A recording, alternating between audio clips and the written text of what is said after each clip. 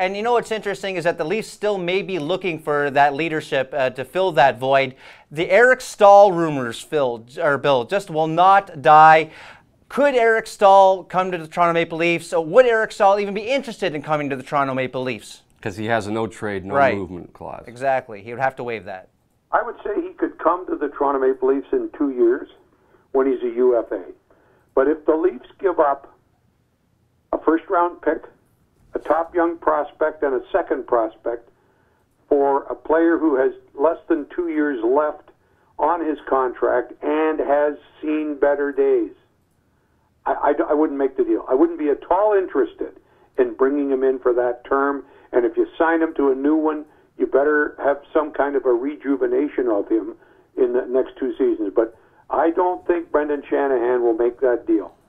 I just look at it from another point of view, like, can Carolina afford to keep him? Because he's got some talent, and I think in Carolina, they're not going to want to tank the season, but there's just too many good players available in the draft, 2 in particular, that why would you want to have your team be better than it is if you have a chance to theoretically move up, even though they've juggled around how the picks are done, so you can't deliberately be the worst team in the league and get the best player. But what advantage is there from Carolina to have him on the team?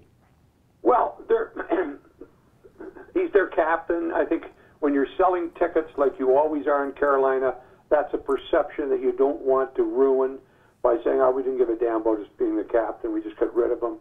I think Carolina will have a very difficult time making sense of any deal they can get for Eric. And I've seen Eric Staal as the best player in the game.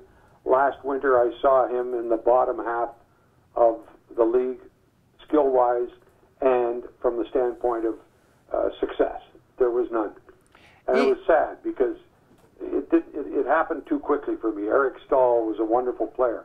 Now, if you're a team that has a chance at the Stanley Cup, and you think that one player like Staal can turn it, then you might give them what they want. But the Leafs aren't even, they're not close to winning a Stanley Cup. They might be close to winning the East, because that doesn't necessarily put you in Stanley Cup country. It allows you to play for it. But I don't think that the Eric Staal deal is going to be as easy as people think it's going to be. The teams that, like the Leafs, can't make that deal. They're just, and so you look at the people that are Stanley Cup contenders, and who would take Staal and give up a first-round pick in a draft like this, because you don't know where the first is going to end up, and then 2 prospects in addition. I just don't think it's a deal that, if they want to get rid of Eric Staal, then they give him away for a player.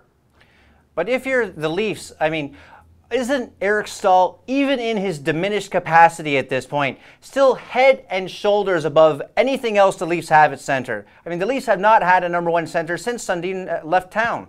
Yeah, that's fair to say. I think if you played Staal with Lupul and Kessel, or whatever combination thereof, Van Riemsdyk and Kessel, they fill the net. But I still don't think it's worth giving up your first-round pick, because the Leafs could still finish in the bottom 2. I think we've already seen what happens when you do something like that because you think the team's going to do better. That was the first of Brian Burke's, I think, calamities, because he valued the team as with that player that they'd be able to make it into the playoffs, and they finished second last overall. And it was, yeah, you're right.